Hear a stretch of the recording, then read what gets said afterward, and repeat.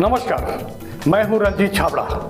आप देख रहे हैं धमतरी का लोकप्रिय चैनल MGTV। आइए चलते हैं खबरों की ओर। अब हम सुख से रह सकते हैं सब अपने आवास में। प्रभु राम नहीं भटक रहे अब अंतहीन वनवास में। राम कथा एक महाकाव्य है, अनुपम विश्व धरोहर। प्रभु राम खुद कलम बने थे तुलसीदास के हाथ में।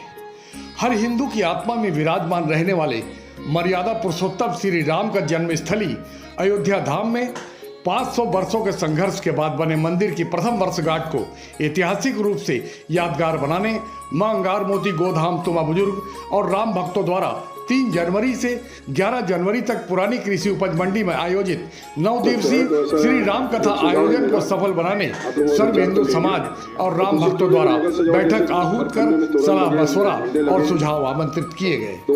उल्लेखनीय है कि विश्व प्रसिद्ध राम कथावाचक पंडित अतुल कृष्ण भारद्वाज जी मथुरा वाले कथा का रसपान कराएंगे। इस अवसर पर गोधाम अध्यक्ष दीपक लाखोटिया, गौ सेवक सुबोध राठी, दिलीप राज सोनी, डॉक्टर NP गुप्ता, हेमराज सोनी, डॉ कीर्ति शाह और ज्योति गुप्ता सहित अनेक राम भक्तों ने कथा आमंत्रण को जन जन तक पहुंचाने अपने बहुमूल्य सुझाव दिए। बैठक का शुभारंभ श्री हनुमान चालीसा पाठ के साथ किया गया। सबसे पहले दिलीप भैया से अनुरोध करूंगा कि हनुमान चालीसा पाठ के साथ फिर बैठक को प्रारंभ करेंगे। हम सब सामूहिक श्री हनुमान चालीसा का पाठ करेंगे, उसके पश्चात औपचारिक बैठक प्रारंभ करेंगे। श्री गुरु चरण सरोज रज निज मन मुकुर सुधारी, बरनउँ रघुबर विमल जसु जो दायक फलचारी। बुद्धिहीन तनु जानिके सुमिरो पवन कुमार, बल बुद्धि विद्या देहु मोहि हरहु कलेश विकार। जय हनुमान ज्ञान गुण सागर, जय कपीस तिहु लोक उजागर। रामदूत तुलित बल धामा, अंजनी पुत्र पवन सुत नामा। महावीर विक्रम बजरंगी, कुमति निवार सुमति के संगी। कंचन बरन विराज सुवेशा, कानन कुंडल कुंचित केसा। हाथ वज्र और ध्वजा विराजय, कांधे मूंज जनेऊ साजय। शंकर सुवन केसरी नंदन, तेज प्रताप महाजगवंदन। विद्यावान गुणी अति चातुर, राम काज करिबे को आतुर। प्रभु चरित्र सुनिबे को रसिया, राम लखन सीता मन बसिया। सूक्ष्म रूप धरि सिंहि दिखावा, विकट रूप धरि लंक जरावा। भीम रूप धरि असुर सहारे, रामचंद्र के काज सवारे। लाय सजीवन लखन जियाए, श्री रघुवीर हरषि उर लाए। रघुपति किन्हि बहुत बड़ाई, तुम मम प्रिय भरत ही सम भाई। सहस बदन तुमरो जस गावै, हस कहि त्रिपति कंठ लगावै। सनकादिक ब्रह्मादि मुनीसा, नारद सारद सहित अहिसा। यम कुबेर दिगपाल जहाँ ते, कवि कोविद कह सकै कहाँ ते। तुम उपकार सुग्रीव ही किन्हा, राम मिलाय राजपद दिन्हा। तुम्हरो मंत्र विभीषण माना, लंकेश्वर भय सब जग जाना। जुग सहस्र योजन पर भानु, लील्यो ताहि मधुर फल जानू। प्रभु मुद्रिका मिलि मुख माहि, जलधि लांघि गए अचरज नाहि।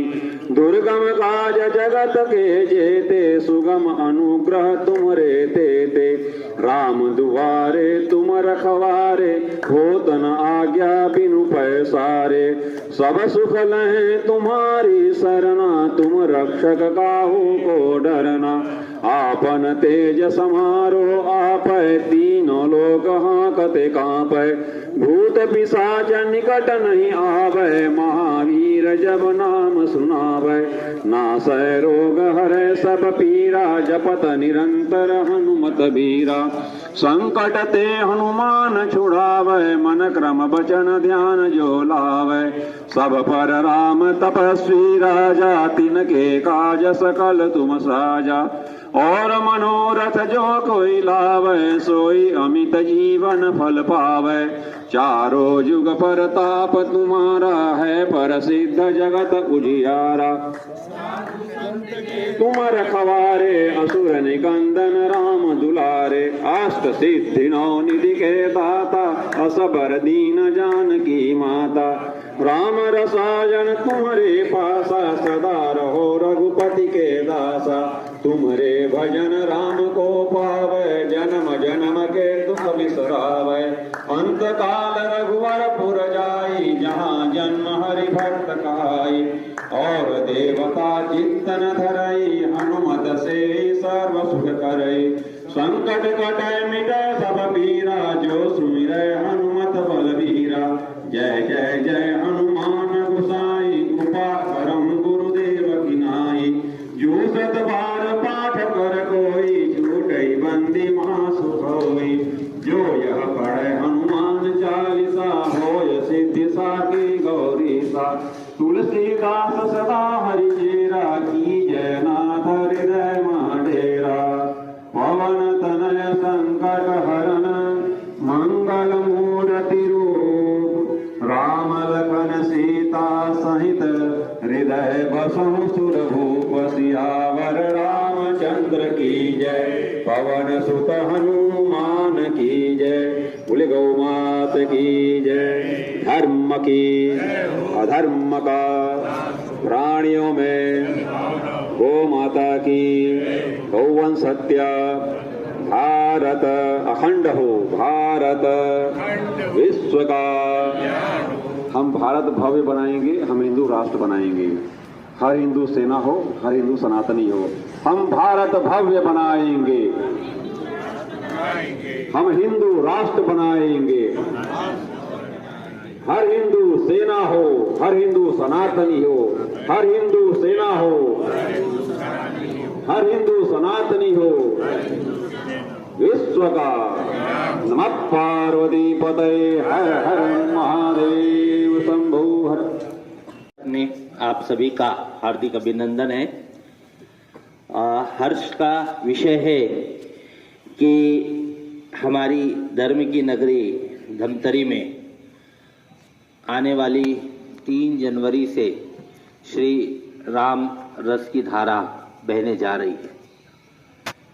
माननीय कथावाचक श्री अतुल कृष्ण जी भारद्वाज का आगमन धमतरी हो रहा है और 3 जनवरी से लेकर 11 जनवरी तक श्री राम कथा का आयोजन यहाँ होने जा रहा है।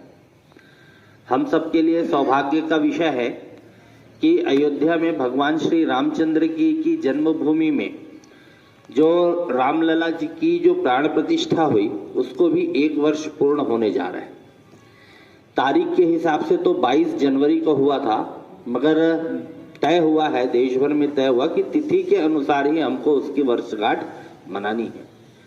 और अयोध्या से ऐसा निर्देश आया कि देश भर में इस दिन बड़ा आयोजन होना चाहिए। प्रथम वर्षगांठ है। हमारे घर में जब बच्चा भी जन्म लेता है तो ठीक है, वो अपना 100 साल उम्र जीता है, मगर जो प्रथम वर्षगांठ रहता है उसका अपना एक महत्व रहता है। उसके बाद फिर दूसरा, तीसरा, फिर उसके बाद जब 25वां वर्षगांठ रहता है उसका महत्व रहता है, 50वां वर्षगांठ है उसका महत्व है, 75वां, फिर वो स्वर्ण जयंती, हीरक जयंती हम आते हैं। तो निश्चित रूप से हम सब सनातनियों के लिए ये जो पहला वर्षगांठ है ये बहुत महत्वपूर्ण है कि राम मंदिर की स्थापना का 1 वर्ष होने जा रहा है। और ये अपने आप में इसलिए महत्वपूर्ण है कि पूरी दुनिया में जहां जहां इस्लाम का आक्रमण हुआ, इस्लाम का आक्रमण हुआ, ये पहला स्थान है जो उनसे वापस लेकर और मूल स्वरूप में वापस आया है। ये पहला स्थान है। बाकी सब जगह आज भी उनका कब्जा है। आज तक दुनिया में जहां पे भी उन्होंने अगर कुछ बनाया तो वहां उस मूल जिनके धर्म का स्थान था, आज भी वो वहां पे कुछ भी नहीं बना पाए। अगर हम अपनी काशी की भी बात करते हैं और मथुरा की भी बात करते हैं तो मूल जो जन्म स्थान है वहां आज भी उनका कब्जा है, हमारा कब्जा नहीं है। तो ये पहला स्थान है जो हमने उनसे वापस लेकर और वहां अपने आराध्य की प्राण प्रतिष्ठा की। इसलिए ये हमारे मान बिंदु का विषय है, हमारे स्वाभिमान का विषय है। मंदिर तो बहुत जगह हो सकते हैं, जगह जगह भगवान राम के मंदिर है, मगर भगवान राम के जन्म स्थान पर और वहां के मंदिर को तोड़कर और वहां मस्जिद नुमा जो ढांचा उन्होंने जो खड़ा किया था, तो कुल मिला के उन्होंने हमारी अस्मिता को चुनौती दी थी। और आज हिंदू जाग गया है, ये समाज को आज बताने की आवश्यकता है। इसलिए उस मंदिर का निर्माण हुआ है, इसलिए उस मंदिर का महत्व है, इसलिए उसकी वर्षगांठ का भी बहुत महत्व है। तो तारीख अगर हम बोले तो वो जो तिथि है वो 11 जनवरी को वो आ रही है। इसलिए ये योजना बनी कि भाई 9 दिन भगवान राम की नाम की कथा हो और 11वें दिन शहर में बड़ा भव्य आयोजन हो। तो दिन बड़ी शोभा यात्रा हम सब निकाले। तो ऐसा बातचीत हो कि कार्यक्रम तैयार हुआ। फिर आप सबके सहयोग से और मंडी का ये प्रांगण इस कार्यक्रम के लिए तय हुआ कि भाई मंडी में हम यहाँ कार्यक्रम करेंगे और सबको पूरे कार्यक्रम की विस्तार से जानकारी देने के लिए ये आज यहाँ पे बैठक आयोजित की गई। इस कार्यक्रम में ठीक है बैनर तो ठीक है, गौशाला का एक बैनर डाला गया, मगर कुल मिला के कोई तो संस्था होनी चाहिए जो आयोजक है, इसलिए कौन करे तो गौ माता के नाम से इस आयोजन को समर्पित किए। मगर आयोजन सबका है, हम सबका है और सबकी सहभागिता इसमें आवश्यक है। तो हर बार ऐसा होता था कि आयोजन होता था तो श्री राम कथा भी ठीक करना है और साथ में जो इस देश में, क्योंकि गाय की भी जो हत्या हो रही है वो कहीं ना कहीं हिंदू समाज को नीचा दिखाने के लिए ही इस देश में गाय की हत्या होती है। नहीं तो खाने के लिए तो उनके पास बहुत सारी चीजें हैं, मगर गाय को सिर्फ इसलिए खाना है क्योंकि हम उसको माँ बोलते हैं। तो हिंदू समाज को नीचा दिखाने का ही ये सब एक कार्य चल रहा है। तो इसलिए इस कथा का आयोजन फिर मां अंगारमोती गोधाम के नाम से, और आप सब इस गोधाम से जुड़े ही हैं, सब सदस्य हैं ऐसा मान के चलिए, क्योंकि आप सबके सहयोग से ही उस गौशाला का संचालन हो रहा है। तो आज इसके बारे में विस्तार से कार्यक्रम के बारे में बताने के लिए मैं जो हमारी गौशाला समिति है उसके अध्यक्ष श्री दीपक लोखंडिया जी से अनुरोध करूंगा कि आप सबको विस्तार से आयोजन के बारे में बताएं। जय श्री राम, जय श्री राम, जय गौ माता। जय गौ माता। काफी विस्तार से वैसे सुबोध ने बताया है। ये सौभाग्य है हम सबका कि इस पुनीत अवसर पर 9 दिन तक हम भगवान श्री राम की महिमा का गुणगान सुनेंगे। राममय एक वातावरण यहाँ का बनाने का प्रयास करेंगे और उसके बाद 11 तारीख को जिसको ऐतिहासिक दिन बनाने का प्रयास किया जाएगा, एक भव्य शोभा यात्रा यहाँ से बिलाई माता तक निकलेगी। दोपहर को यहाँ से 2 बजे हम निकलेंगे और प्रयास होगा कि 6, साढ़े 6, 7 बजे तक हम वहाँ पर पहुँच जाएंगे और पूरे समाज के लोग इसमें सम्मिलित हों, ऐसा निवेदन है। ऐसा नहीं है कि समाज के प्रमुख पदाधिकारी भरा जाए। राम सबके हैं और हमको सबको एक साथ होकर रहना है, एक साथ होकर चलना है और उस दिन हमारी एकता का प्रदर्शन भी बहुत अच्छे से करना है। पहले 3 तारीख को किले के श्री हनुमान मंदिर से किले के श्री राम मंदिर कलश यात्रा मंडी तक आई। वहाँ पर डॉक्टर साहब बताएंगे, एक छोटा सा आयोजन है और वहीं से कलश यात्रा यहाँ तक आएगी और उसके बाद प्रतिदिन दोपहर 2 बजे से 6 बजे तक का समय कथा का रखा गया है और इसके अंदर आधी घंटा गौ माता का जो वर्णन है वो किया जाएगा और गौ माता से साइंटिफिक क्या है, उनसे लाभ हमको ये आज आप सब लोग जानते हैं। पहले बोला जाता था कि गौ से ये फायदा है, ये फायदा है, इसको तो प्रमाणित कर दिया वैज्ञानिकों ने। जो मिल रहा है वो वास्तव में आवश्यक है हमारे शरीर के लिए। हर चीज गौ माता की आवश्यक है हमको। और ये पॉम्पलेट है जिसमें पूरा दिया हुआ है 4 तारीख का, 5 तारीख का, 6 तारीख का, प्रतिदिन वही है कार्यक्रम। 6 बजे यहाँ पर डेली एक भंडारा हमने रखा है कि प्रसाद के रूप में, भंडारा रूपी प्रसाद लेकर यहाँ से लोग जाएंगे। और यहाँ पर एक झांकी भी बनाने का प्रयास किया जा रहा है कि एक झांकी राम भगवान का, राम दरबार पूरा रहेगा, राम परिवार पूरा, उसमें हम एक प्रयास कर रहे हैं कि गौशाला का भी रूप यहाँ पर दें। उसमें 10 गाय भी रहेगी जिसकी हम पूजा अर्चना भी कर सकते हैं। और पंडित जी जब वर्णन करेंगे तो ये प्रतीक स्वरूप है गाय, गाय को भी हमको सुनाना है, राम कथा भी सुनाना है, गौ कथा भी सुनाना है। तो इसलिए वो व्यवस्था भी की जा रही है। और आप लोग को बुलाने का एक उद्देश्य यह है कि इस कार्यक्रम में और क्या चीज़ हमको करना चाहिए। ये कार्यक्रम आप सबका है, हम सबका ये कार्यक्रम है। माँ अंगार मोती गौधाम तो मात्र नाम है, क्योंकि एक नाम सुबोध ने बताया कि रखा जाना चाहिए था और बहुत कम पीरियड में ये कार्यक्रम तय हुआ।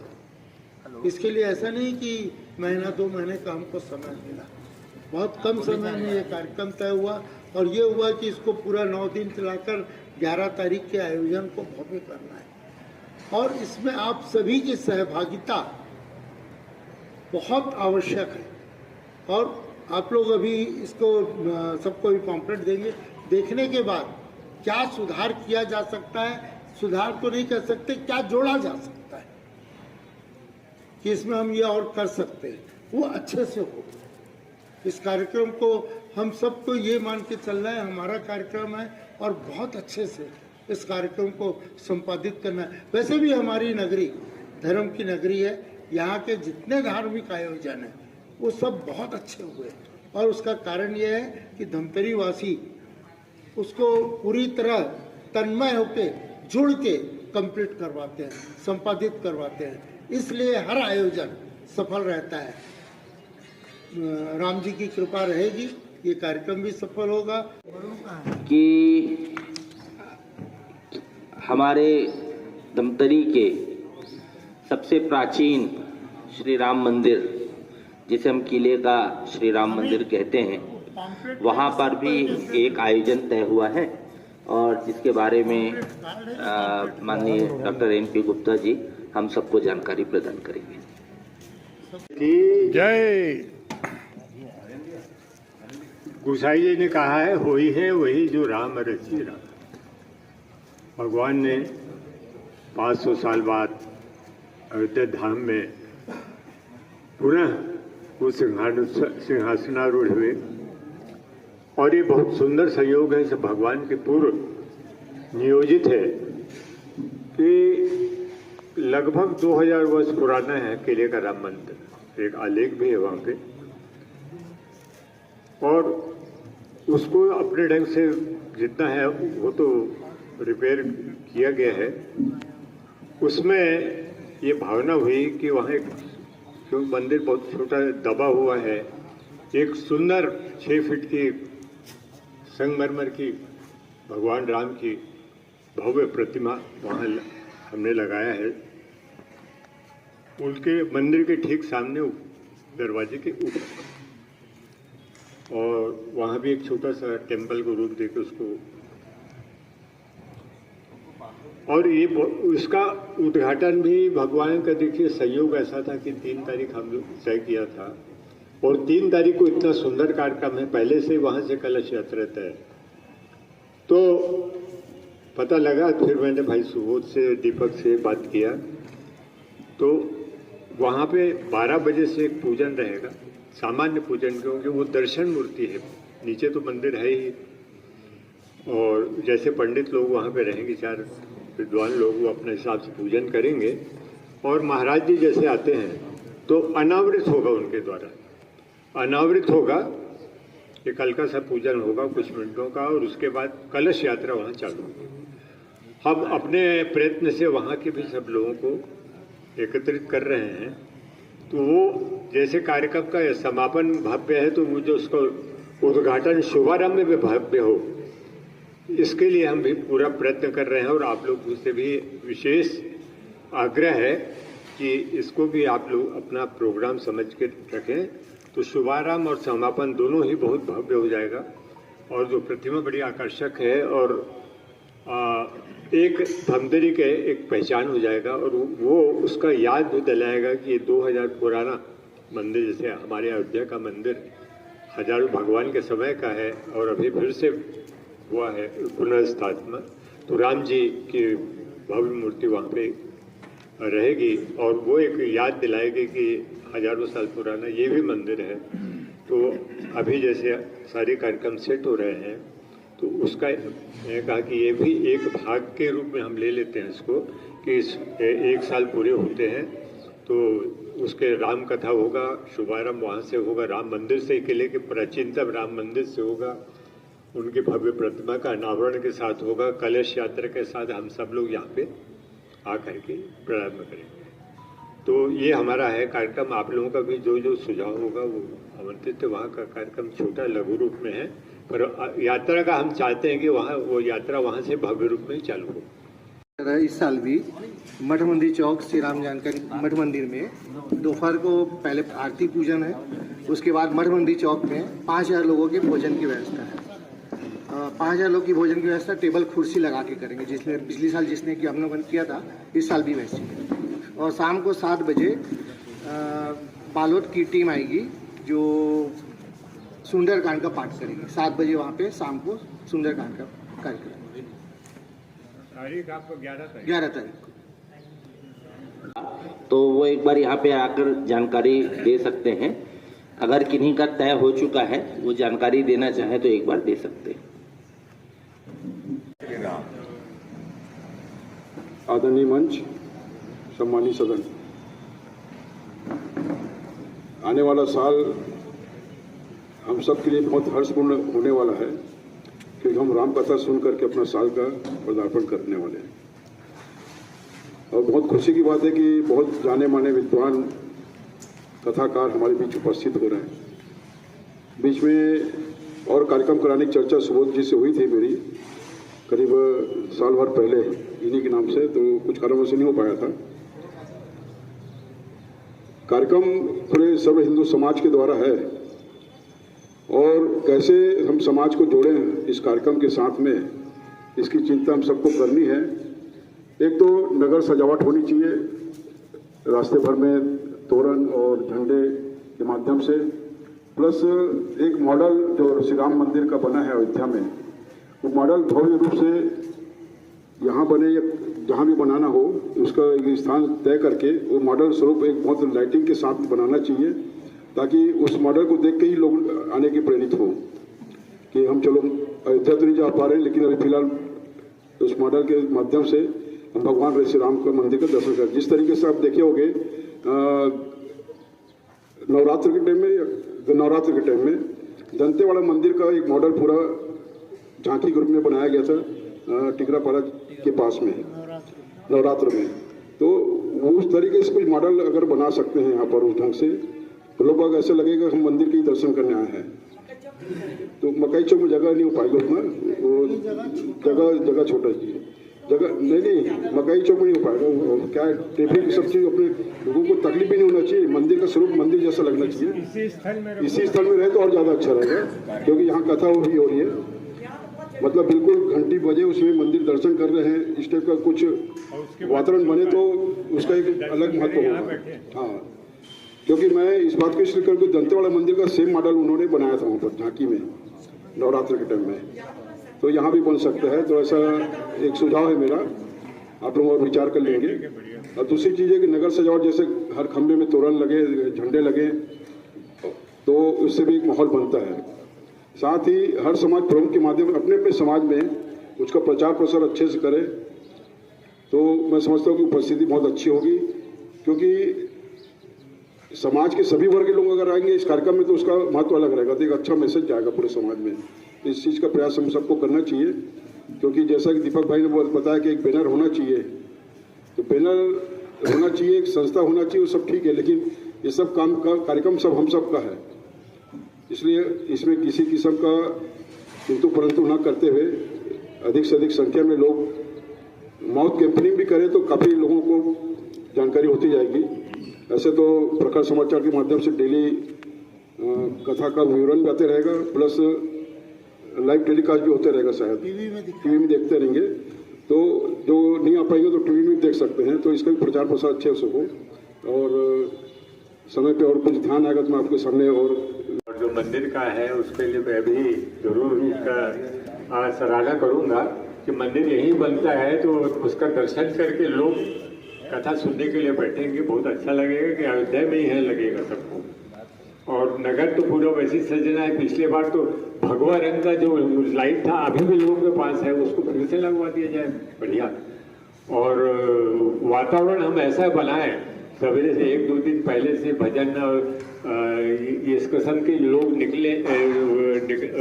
निकला जाए कि भजन कीर्तन वगैरह की रैली नगर में, तो उनको अपने आप में लगने लगे कि हाँ ये दिन आ गया है भैया, हमको फिर से वही मनाना है, लोगों के रूप में वैसे उत्साह जाए, एक बार धनतेरस उसी रंग में फिर से रखना चाहिए और हर घर में रोशनी होना चाहिए, हर घर में रोशनी होना चाहिए, रंगोली लगाना चाहिए, क्योंकि ये मौका बार बार नहीं आएगा हमारे धमतरी शहर के लिए। मतलब पूरा राममय वातावरण बनाना है हमको, दिया लगे, रंगोली बने और लाइट भी लगे और सभी लोग येलो कलर के परिधान में, चाहे लेडीज हो, जेंट्स हो, बच्चे हों, तो एक पूरा मतलब एक वातावरण बहुत अच्छा लगेगा, ऐसा लगेगा हम अयोध्या में पहुंच गए हैं। धन्यवाद।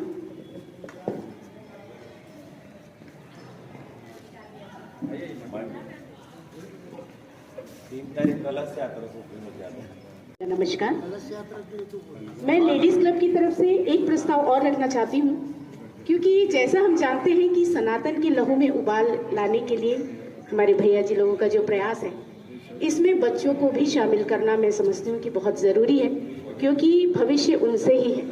तो जैसे आप प्राइवेट स्कूल के अध्यक्ष रहे हैं, तो मैं चाहती हूँ कि जो उनका 2 बजे से लेकर 3 बजे तक का टाइम है, अगर हम सभी स्कूल से अनुरोध करें कि वो 2 बजे से 3 बजे तक बच्चों को यहाँ इस प्रांगण में भेजें, और हम अपने महाराज जी से अनुरोध करें कि वो इस सनातन धर्म की संस्कृति को आगे बढ़ाने के लिए इन बच्चों को जो भी निर्देशात्मक प्रवचन दे सकते हैं वो उन्हें ज़रूर दें, ताकि हमारी भावी पीढ़ी इससे अनुग्रहित हो सके और हमारे साथ साथ सभी बच्चे भी इसी पद पर चल सके, आपका पद प्रदर्शन करते हुए वो आगे बढ़ सके।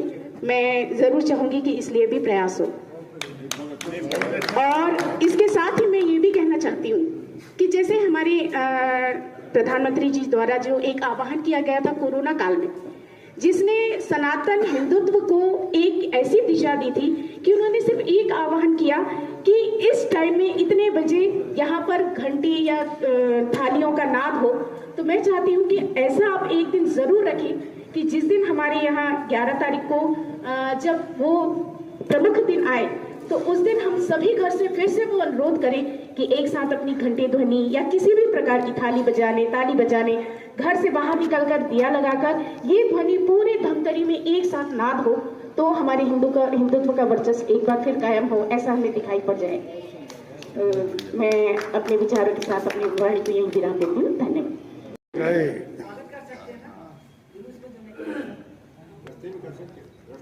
धमतरी में,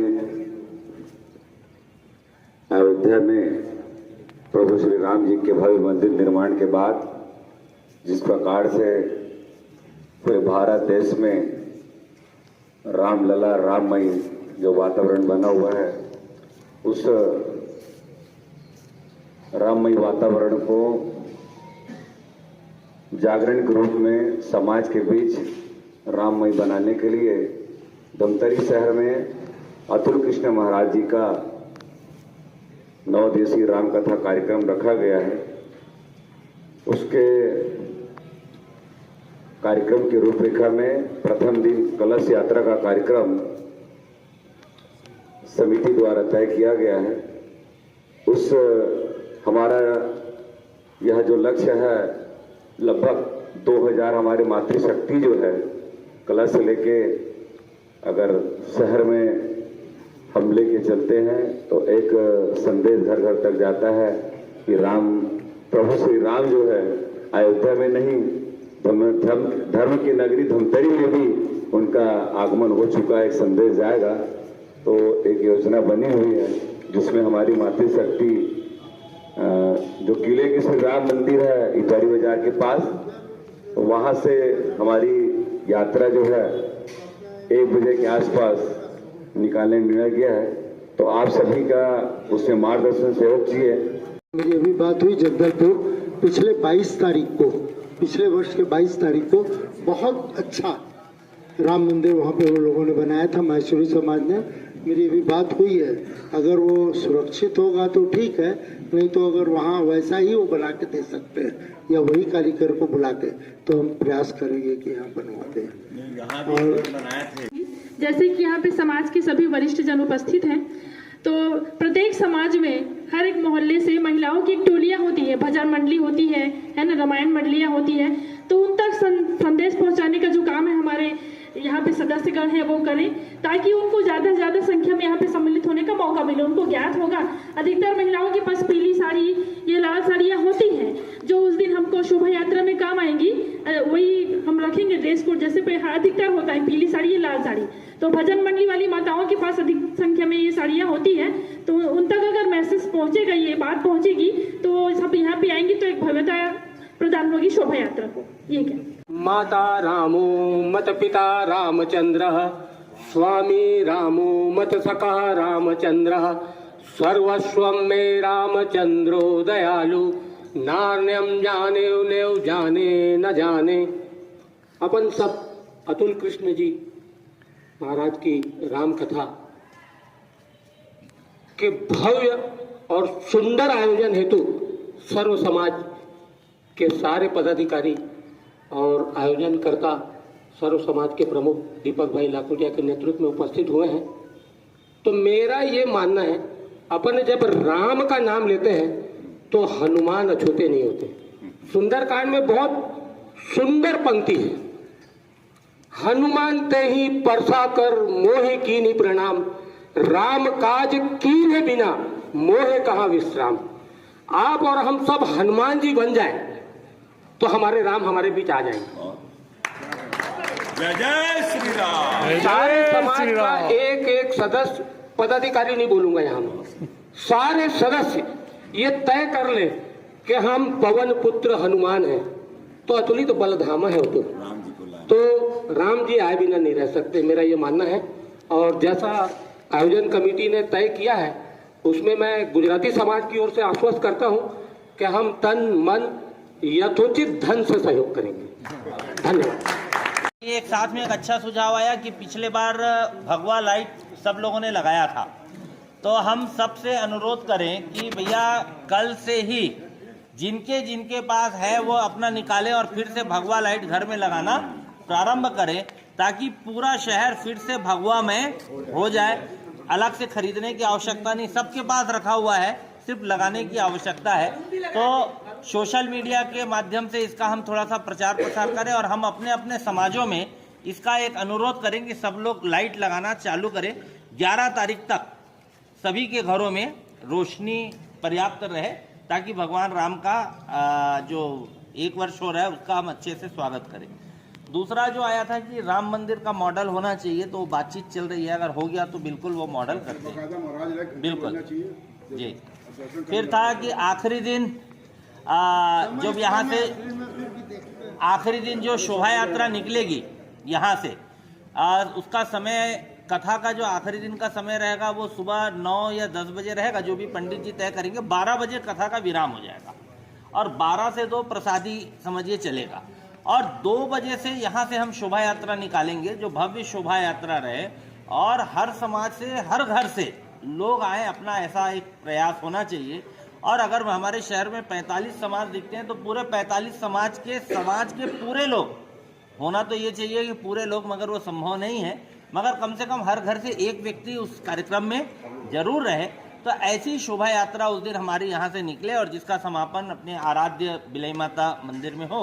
तो उसमें एक सुझाव आया कि भाई घर घर उस दिन प्रसादी बंटना चाहिए। तो इसके लिए भी बातचीत करेंगे। अगर कोई दानदाता, क्योंकि अब समाज के सहयोग से हो रहा है, तो अगर हमारे में से किसी की इच्छा होगी तो वो बताइएगा, नहीं तो बातचीत करिएगा। तो प्रसाद किसी के अगर सौजन्य से होता है, नहीं तो जैसे भी व्यवस्था बनती है उसका प्रयास करते हैं कि घर घर उस दिन प्रसाद का वितरण हो। फिर फिर एक ये था कि प्रभात फेरी निकाली जाए, ऐसा एक अनुरोध था। तो पिछले बार जो हमारी प्रभात फेरी जो निकली थी उसमें मुख्य भूमिका हमारे गौरव मकर जी हैं, विजय ठाकुर जी हैं, हमारे कोमल भैया, हमारे योगेश साहू जी बैठे हैं। तो अगर ये चारों चाहेंगे तो फिर से इस बार 9 दिन तक प्रभात फेरी निकल सकती है। तो जैसा गौरव, कोमल जी हैं, विजय भैया हैं और योगेश साहू जी हैं, तो उस समय आप लोगों के प्रयासों से ही बड़ी अच्छी शोभा यात्रा निकलती थी, रोज प्रभात फेरी निकलती थी, है ना। शहर में रंगोली सजावट होनी चाहिए, एक सुझाव आया। तो मेरा ये अनुरोध था, लेडीज क्लब है, अगर आप प्रतियोगिता उस दिन रख दें और लोग अपने घरों के बाहर बनाएं और उसको प्रतियोगिता का भी रूप दे दें तो एक अच्छा वो हो जाएगा और घर घर रंगोली हो जाएगी। तो स्कूल के माध्यम से, कॉलेजों के माध्यम से और सब अपने अपने घर में रंगोली बनाएं और सोशल मतलब फोटो खींच के भेजें और उसको हम ये पुरस्कार देंगे। तो ऐसा एक कर देते हैं तो इसके माध्यम से लोग इनकरेज भी होंगे और घर घर रंगोली बन जाएगी। तो हम 11 तारीख के लिए एक लोगों से निवेदन कर सकते हैं कि हर घर उस दिन रंगोली बने। एक स्कूली बच्चों के लिए कार्यक्रम होना चाहिए।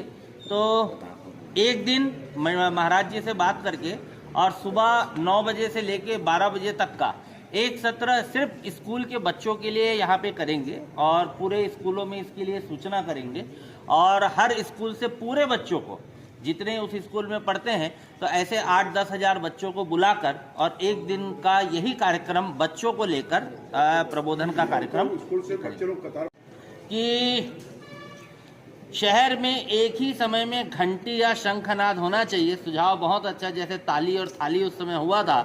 तो अगर आप सब लोग सहमति देते हैं और तय करते हैं तो राम जी का जन्म जो हुआ था वो 12 बजे हुआ था, 11 तारीख को। प्राण प्रतिष्ठा वही समय में हुई थी। तो चाहे सुबह का समय चाहे शाम का समय अगर हम सब तय करते हैं और 10 मिनट तक हर घर में शंखनाद हो, घंटी हो, तो अगर सब लोगों की सहमति हो, ऐसा तय हो, तो एक आह्वान हम सब कर सकते हैं। तो सब लोग उस समय अपने जहाँ भी अपने घर में हो, मंदिर में हो, कार्यक्रम, वहाँ पे घंटी का और शंखनाद करके एक अच्छा वातावरण बनाने का काम कर सकते हैं। घंटी और शंख कि वार्ड की सभी मंडलियों को कलश यात्रा में बुलाया जाए और ड्रेस कोड हो, तो ये आप लोग तय करिएगा। कल आप लोग बैठेंगे तो आप लोग तय करिए, जैसा आप लोग तय करें, है ना। क्योंकि जो भी सूचना हमारे पास आ रहा है हम तो आ गए, बाकी जो वास्तव में जो अध्यक्ष हो नहीं आ पा रहे हैं, इसलिए सर समाज में सभी समाज के अध्यक्षों का जो नए हैं उनका लिस्ट आपके पास होना चाहिए। इस आयोजन में दिखे और आप सब आज इस बैठक में आए, इसके लिए मैं संस्था की ओर से आप सभी का हृदय से आभार व्यक्त करता हूं। और इस आयोजन में आप सभी का तन मन धन और जीवन मतलब सभी प्रकार से आपका सहयोग प्राप्त हो, ऐसा मैं अनुरोध करता हूँ।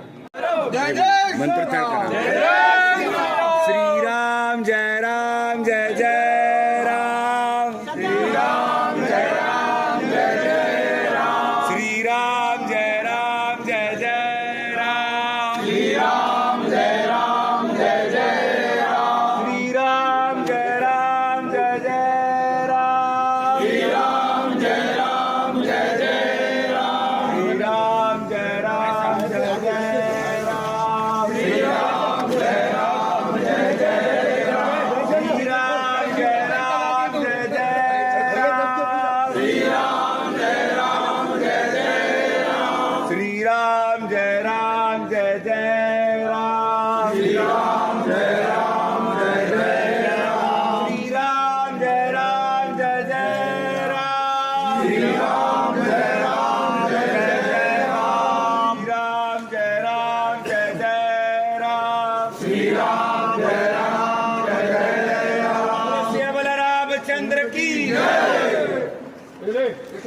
भगवान राम तो भारत की पहचान है और उनके वर्षगांठ मंदिर निर्माण के बाद पूरे क्षेत्रवासियों से किस तरह की अपील करना चाहते हैं?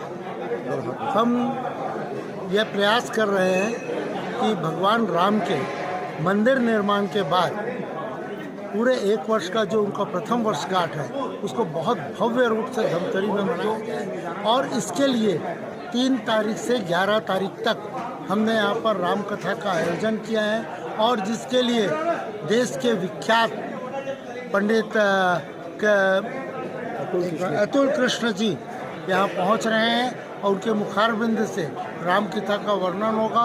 और इस अवसर पर हमने गौ माता के लिए भी एक प्रयास किया है कि गौ कथा का भी थोड़ा सा अंश वो बताएं और पूरे शहर को हम 11 तारीख को जो पूरे हिंदुस्तान में मनाया जाएगा 1 वर्ष का, उसको मनाने के लिए भव्य शोभा यात्रा यहाँ से निकाल रहे हैं। और मैं लोगों से अपील करता हूँ कि उस दिन अपने घर में रोशनी करें। 9 दिन पूरा अगर सबके घर में लाइट है तो बाहर लाइट लगाएं, भगवा लाइट जला के रखें। उस दिन दिया 11 तारीख को दिया जलाएं। जब शोभा यात्रा निकलते रहे तो आप उनका स्वागत करें, जिस रूप में भी चाहें अपने उत्साह को आप दिखाएं। और 11 तारीख को हमारा एक प्रयास और है, लोगों की राय आई है कि 12 बजे ठीक सब कोई शंखनाद करें, घंटी बजाए, ताली बजाए और भगवान राम का जन्म का समय है उस जन्म के समय को उत्साहपूर्वक मनाएं।